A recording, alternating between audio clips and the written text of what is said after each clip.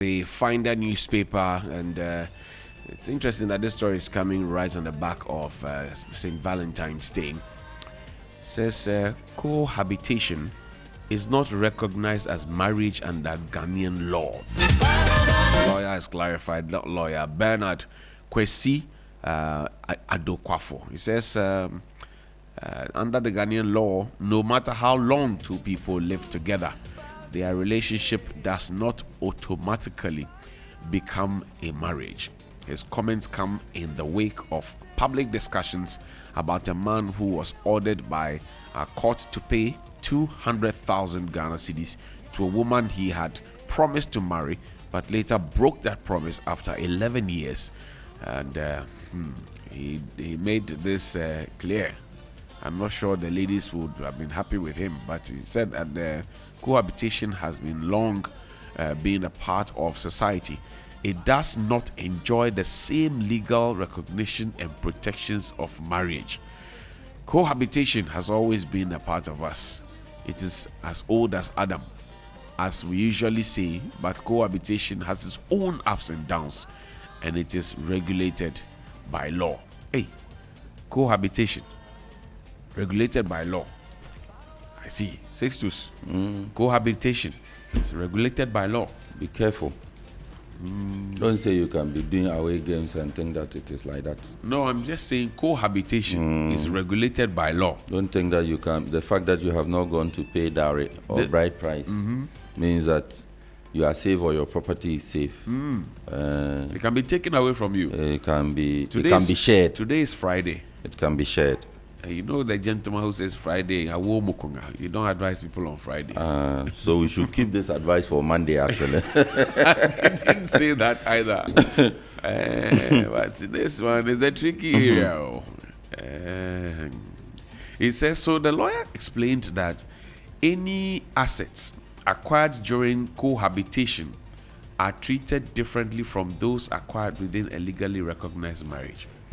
So if you cohabit with someone and decide to acquire property together, it will be based strictly on the equalities of your contribution. So we are going to buy a flat screen TV. It is 4,000 cedis. You bring 200 cedis, and I bring 3,800. How do we share the TV? How do you share?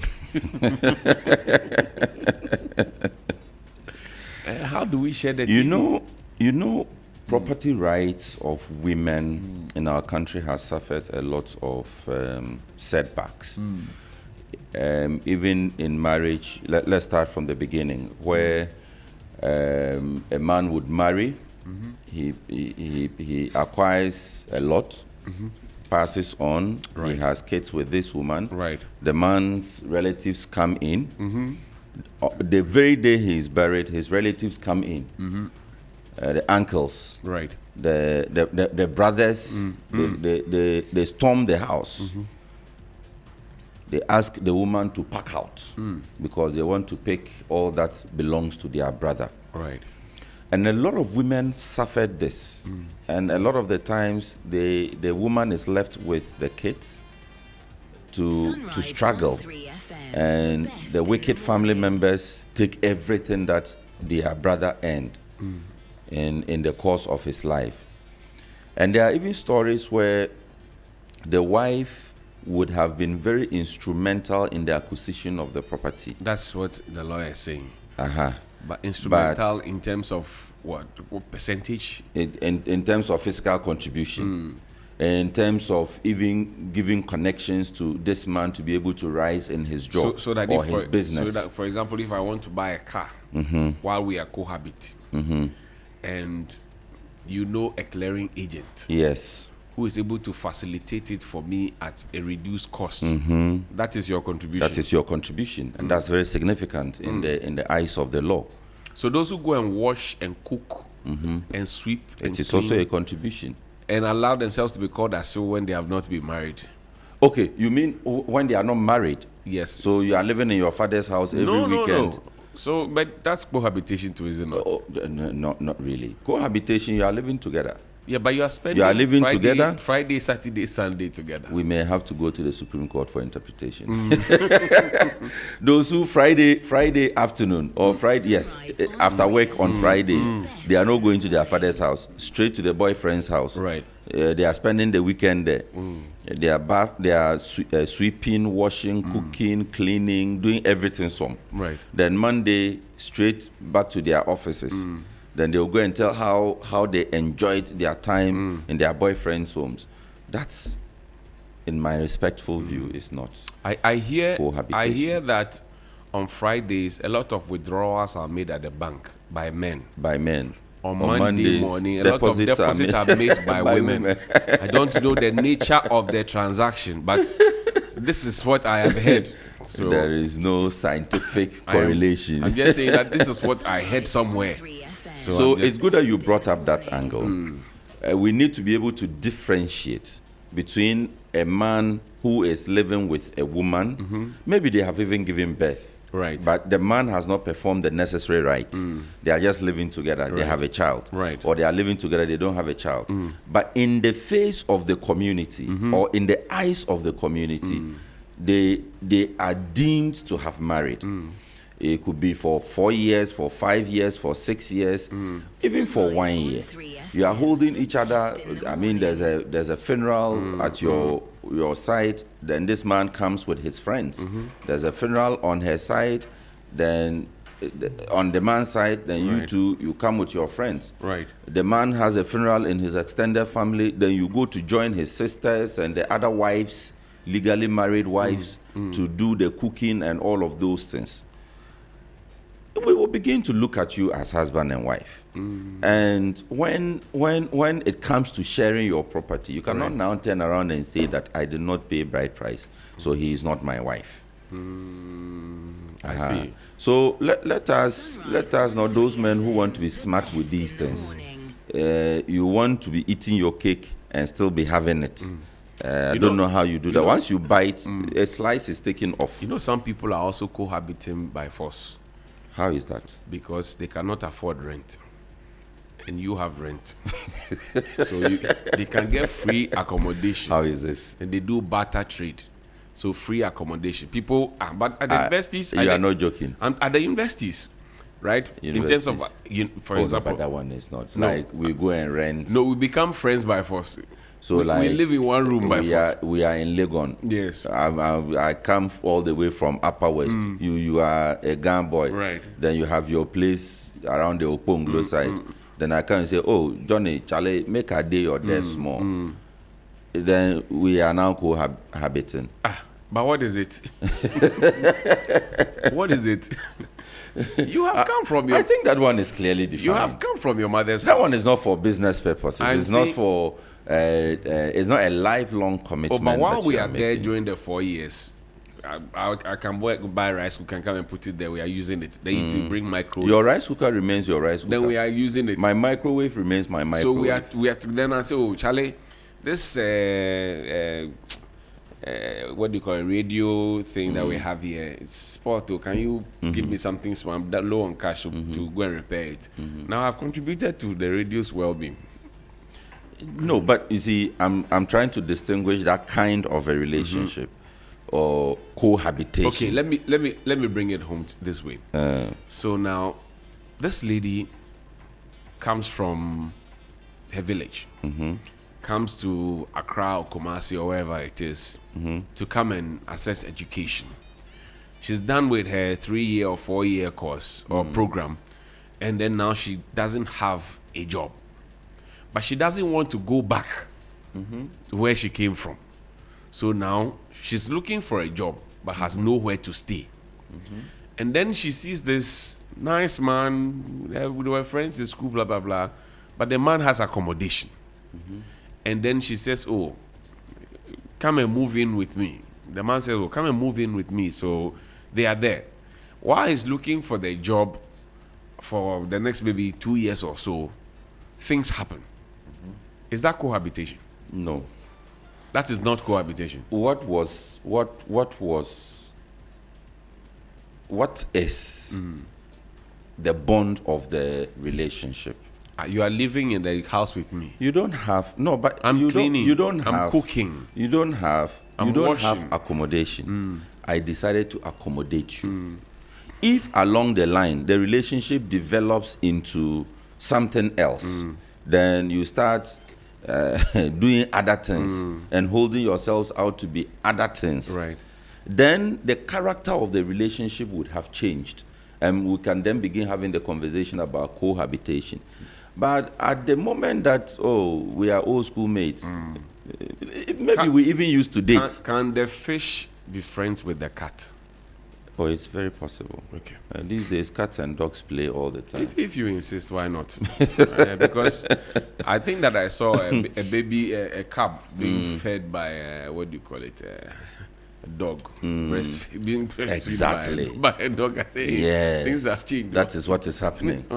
We'll stop saying man, start saying for wolf, the wolf. purposes of the law, it's important that we make the distinction. Right. Where you have performed the marriage rites under customary law, and you are living together, you pass on. Or you don't even pass on. Let's say you are breaking up, you are divorcing. Right. Then it comes to sharing properties. The rules are there for that, protecting the woman. Where it is what you call marriage under the ordinance, you have gone to the local assembly to sign, right, or your church thing that you have done and you have signed. Then there's coming to be a divorce or a breakup, or one is dead. Then the family from the other side moves in. There's protection. Where you are not married, so Phil has found this fine, beautiful girl, and they start talking. They see that their goals align. But Phil says, I don't have what it takes to do the necessary, perform the necessary rites, whether customary rites or the rites that are outlined by the law, for you to be held as lawfully or legally married. So you say, okay, let's be living together. I mean, we can be, what's that, Ochame Kwame song, small, grow together. Yeah. You say, let's grow together. So you go and get one room somewhere. The two of you together, you are living and you start your hustle.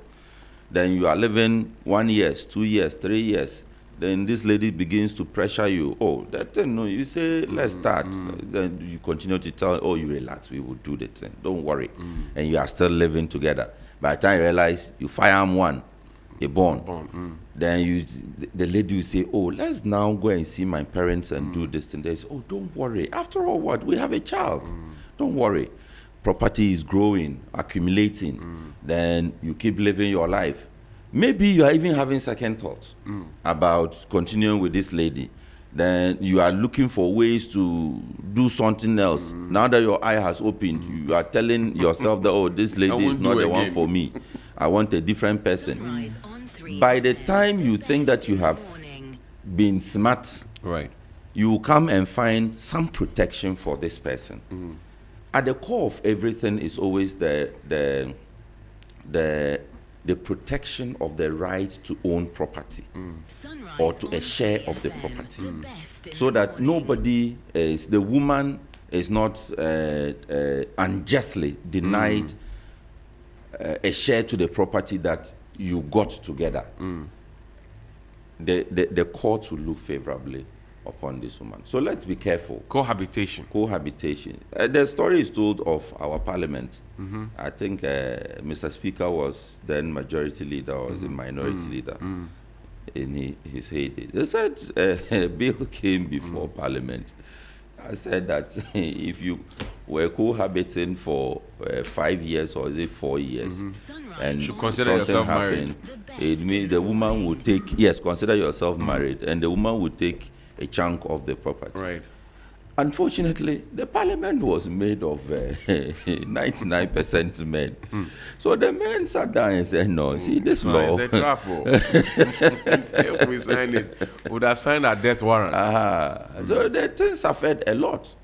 It suffered in in the corridors of But Parliament. this is good information, especially Yes. for most of our women, as you mentioned earlier, in terms of their rights and the protection of their rights in some of these situations. They haven't been very good beneficiaries. I know some men will come and fight me though, but I think this one insulates them a bit and keeps them. Insulates who? Away from broken promises. You every day you are, I'll marry you, I'll marry you, I'll marry you. You keep promising people. We will start sharing your things. We wait.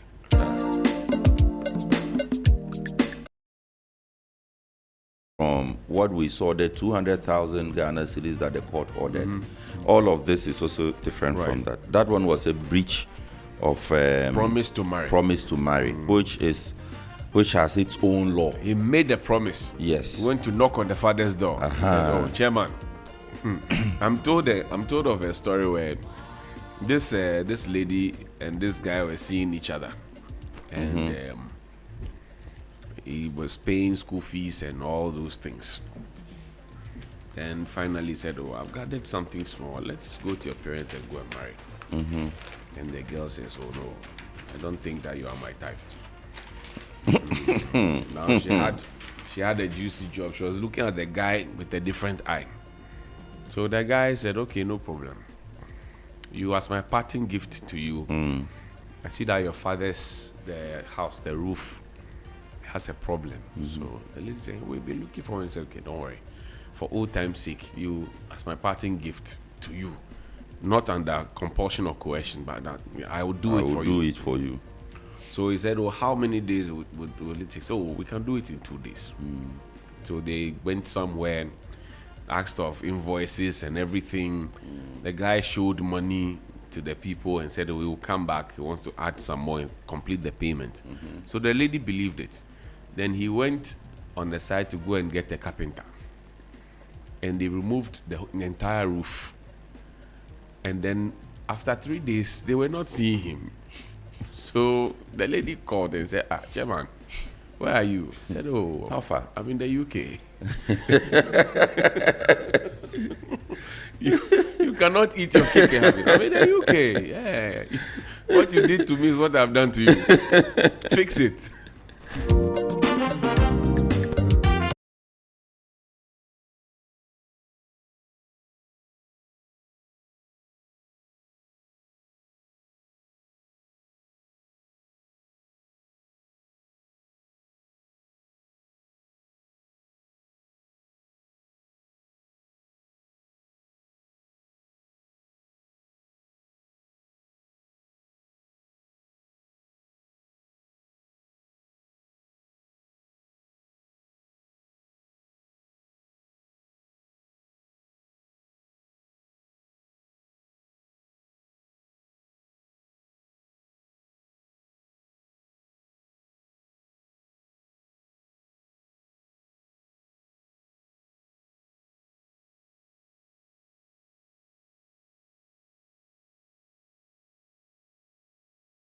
Cohabitation will bring problem.